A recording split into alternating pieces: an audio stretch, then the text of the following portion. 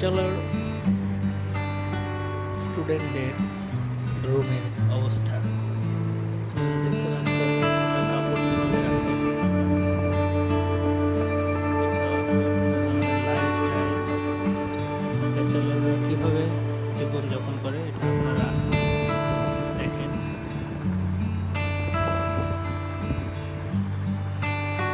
তাদের টেবিল, তাদের বই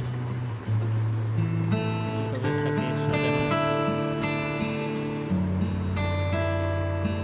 আরেকজনের টেবিল দেখেন, আপনি দেখতেই পারতেছেন।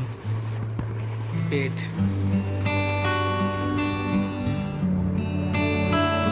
টেবিলের দুরবস্থা, বেডের দুরবস্থা।